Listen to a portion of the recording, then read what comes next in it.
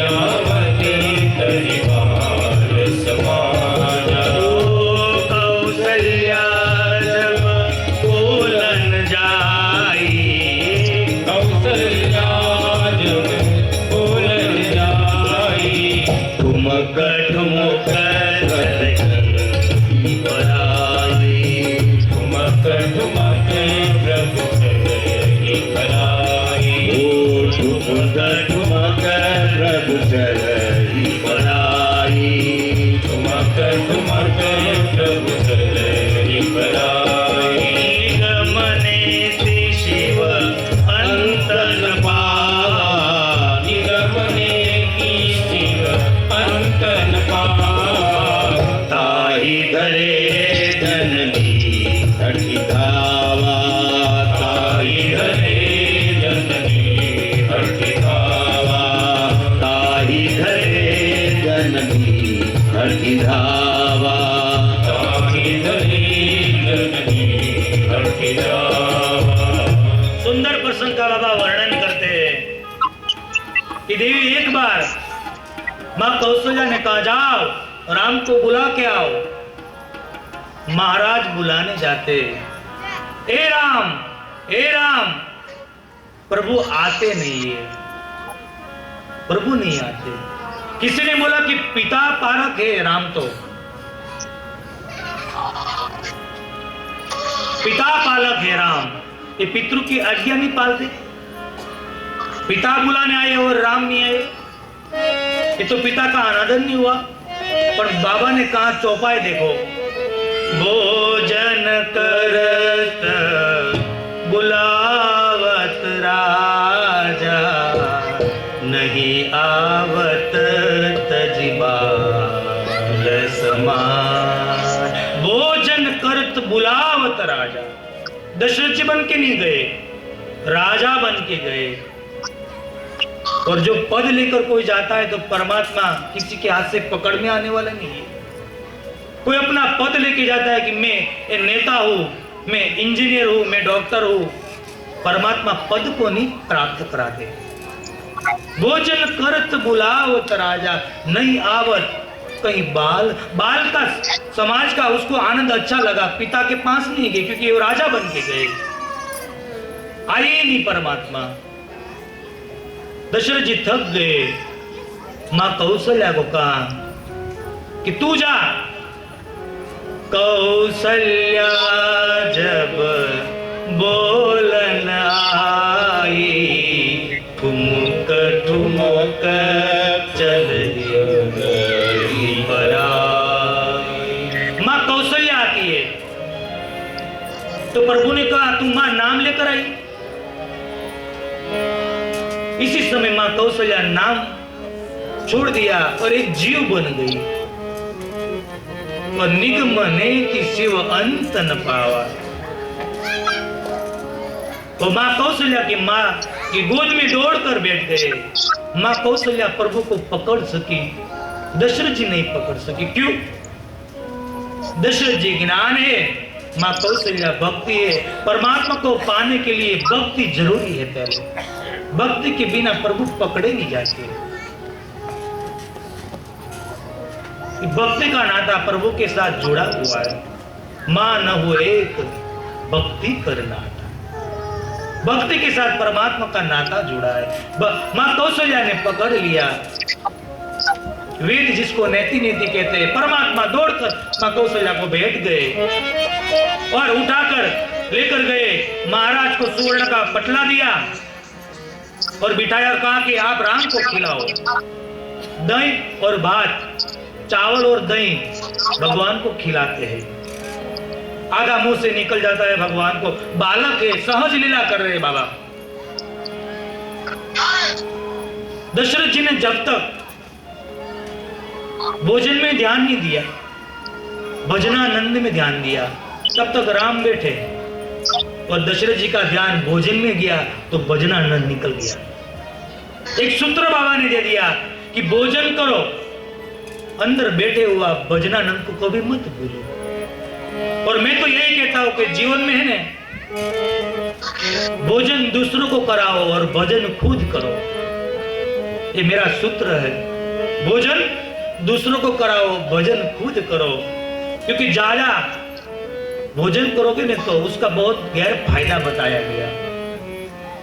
शरीर मोटा हो जाता है।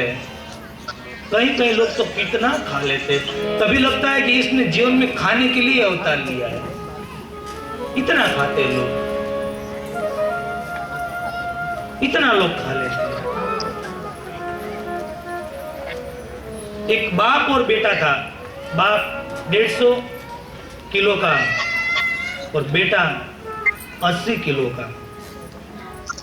उसका मम्मी पियर गई थी, ज्यादातर पियर ही जाती है बहन जी। दोनों अकेले थे। उसमें चोर ने उद्घाटन कर दिया। आज पूनम है और आज भी पूनम है। आज माता जी की पूनम है, तो लगा कि पूनम के दिन उद्घाटन करता हूं। और चोर आया। बेटा ने कहा कि पिताश्री चोर आया है। बोला कि मेरे को पता है, चिंता मत कर, आने दो, एक बार आने दो, बाद में उसकी पीढ़ी में धंधा निकल जाए तो ही तेरा पिता में ये पीढ़ी बंद हो जाए। बोला कि अभी तो नजदीक आ गया है, घर में आ चुका है, आने दो। बोला कि अपना पटारा खोल रहा है, आने दो। और जैसे पटारा खोलने गया तो वो दोनों बाप बेटा ने कुछ नहीं किया, उसको पकड़कर उसके पर चले गए, उसके पर बैठ गया। और उसके बाबा पिता ने कहा कि जा बेटा, पास में थाने में से पुलिस सर को बुला क्या। वो बेटा गया, 5 मिनट के बाद आया कि पापा मेरा जूता नहीं मिल रहा है। उसके पिता ने कहा तो मेरा पहन के जा, जल्दी जा। और 5 मिनट के बाद वापस आया कि आपका भी नहीं मिल रहा है। नीचे चोर था ने, वो बोलने लगा कि तेरा पिता का जूता न मिले, तेरा न मिले तो मेरा पहन के जा, तू जल्दी जा। पुलिस साहब तो 2 लकड़ी मारकर छोड़ देगा, ये 150 किलो का मेरे को ऐसे ही मार देगा। भजन खुद करो, भोजन दूसरों को करो। हमारे एक महात्मा ने बहुत अच्छा किया। एक दोनों बहन भाई की सगाई के लिए गए बाहर। तो दोनों बहन भाई थे, भैया उसका खाने के लिए बैठा और उसको उसके जो मंगेतर होने वाली थी, सगाई होने वाली थी, वो रोटली बना रही थी। रोटी, चपाटी। बाहर जो दूल्हा होने वाला था वो खाने बैठा। एक आई रोटी, 2 आई गरम गरम, और गरम में तो पता नहीं चलता कितनी निकल जाती है। चलने लगी। दूसरी बार आटा बनाया, एक बार तो आटा पूरा हो गया। कभी कभी होता है। दूसरी बार आटा बनाया और वो भी चालू हुआ, ये आटा भी पूरा हो गया। तीसरा आटा लगाया तो वो जो कन्या होने वाली थी ना, दुल्हन, उसने पूछा कि बाहर कौन खाने बैठा है। तो बोला कि मेरा भैया बैठा है। तुम्हारा भैया बैठा है, अकेला है? हाँ, तो आज से तेरा भैया मेरा भैया। जय सिया राम। भोजन करत बुलावत राजा, नहीं आवत तजबाल समान। भोजन दूसरों को कराओ, भजन खुद करो। ऐसी सुंदर लीलाएं बाबा वर्णन करते। उसके बाद में 16 संस्कार में से यज्ञ पवित्र दिया गया, चूड़ाकरण संस्कार हुआ। और जब यज्ञ पवित्र होती है ना, तो बाद में गुरु के आश्रम में पढ़ने के लिए जाना पड़ता है। और बाबा ने सुंदर वर्णन कर दिया। गुरु ग्रह गए तुरंत महिपाला, गुरु ग्रह गए पढ़न बुराई, अल्पकाल विद्या सब पाई, अल्पकाल विद्या सब पाई। गुरु गृह गए पठन बुराई, गुरु ग्रह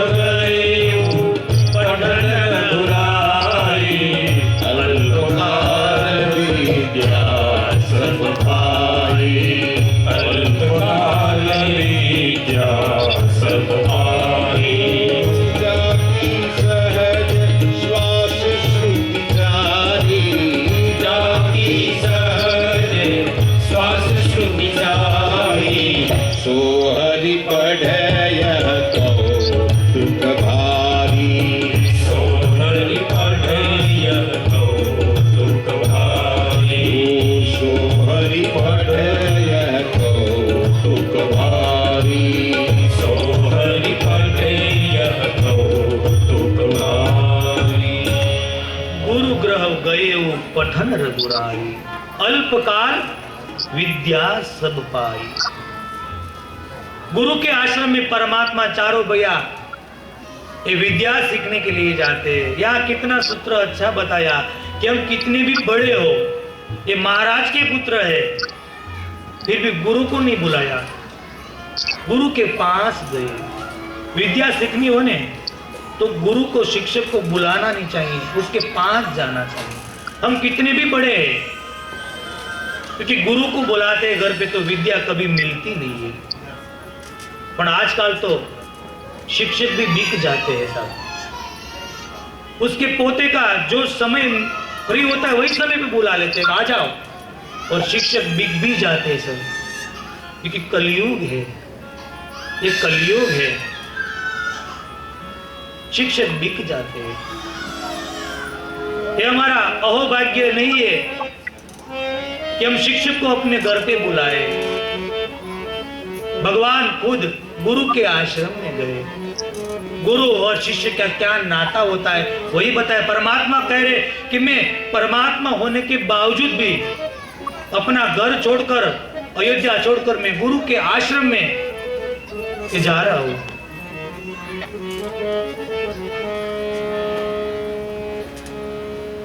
गुरु और शिष्य का प्रेम बताया। एक विद्यार्थी ने शिक्षक को कुर्सी मार दी, कुर्सी मार दी।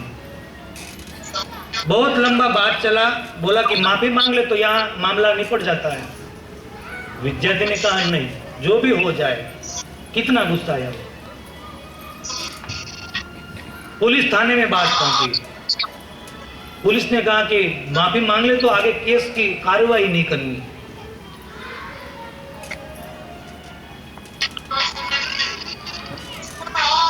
तो भी ये विद्यार्थी ने क्षमा नहीं मांगी, क्षमा नहीं मांगी। केस कोर्ट में चला गया, हाई कोर्ट में। हाई कोर्ट में केस चला गया और जज ने पूछा गया, तारीख आई, हे विद्यार्थी तूने शिक्षक को कुर्सी क्यों मारी? और विद्यार्थी खड़ा होकर कहा कि टेबल में उचक नहीं पाया इसकी वजह से, वरना तुम्हें टेबल मारना चाहता था। वो पढ़ाता ही नहीं है, मोबाइल में ध्यान ही देता है सीधा।